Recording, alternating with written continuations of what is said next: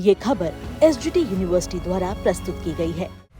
चीनी के दाम पर विपक्ष का बड़ा वार। एथेनॉल से भाग रही गाड़ियां, इसलिए महंगी हो गई चीनी। अल नीनो की मार या एथेनॉल का बुखार, क्यों बढ़ी महंगाई।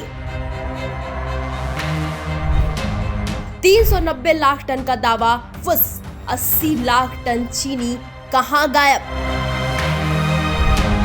4.5 लाख हेक्टेयर खेत गायब, क्या भारत में घटेगा चीनी उत्पादन। विपक्ष का आरोप या मौसम की मार, जानिए चीनी के दामों का पूरा सच। देश में चीनी के दाम लगातार बढ़ रहे हैं और इसे लेकर सियासत गर्म है। विपक्ष का आरोप है कि गाड़ियों के लिए एथेनॉल बनाने की होड़ में चीनी उत्पादन प्रभावित हुआ है, जिससे आम जनता की जेब पर बोझ पड़ा है।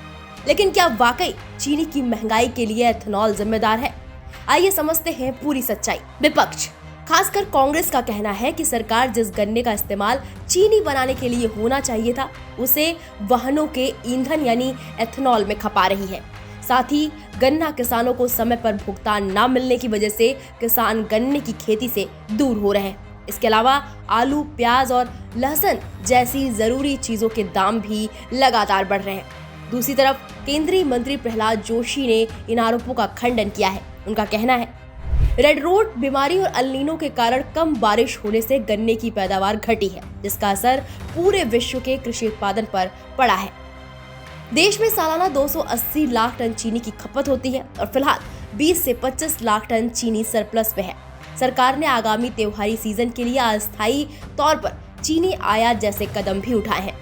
महाराष्ट्र के पूर्व गन्ना आयुक्त शेखर गायकवाड़ के आंकड़ों के मुताबिक देश में गन्ने का रकबा और उत्पादन दोनों घटे हैं। 2022 और 23 की बात करें तो गन्ने का रकबा 59 लाख हेक्टेयर था और उत्पादन 49 करोड़ टन। 2024-25 की बात करें तो रकबा घटकर 54.5 लाख हेक्टेयर और उत्पादन 45.3 करोड़ टन रह गया। 2 साल में रकबे में 4.5 लाख हेक्टेयर की कमी आई है, जिसका असर चीनी की उपलब्धता पर पड़ा है।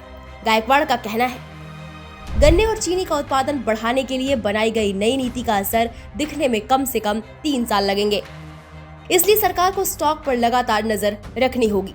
वहीं national federation of cooperative sugar factories के पूर्व अध्यक्ष जयप्रकाश दांडेगांवकर के मुताबिक महाराष्ट्र में मिलों का पेराई सत्र 150 दिनों से घटकर 100 दिन रह गया है। गन्ने का एफआरपी करीब 3,600 रुपए प्रति टन है, जबकि चीनी का एमएसपी 3,100 रुपए प्रति क्विंटल के आसपास है। इकाइयां अलग होने के बावजूद मिलों की लागत और बिक्री मूल्य के बीच भारी दबाव है। पश्चिम भारत चीनी मिल संघ के अध्यक्ष भैरवनाथ थोम्बरे का कहना है कि एथेनॉल महंगाई का मुख्य कारण नहीं है। 2020 में एथेनॉल ज्यादा चीनी से बनता था, लेकिन अब इसमें अनाज की हिस्सेदारी बढ़ी है।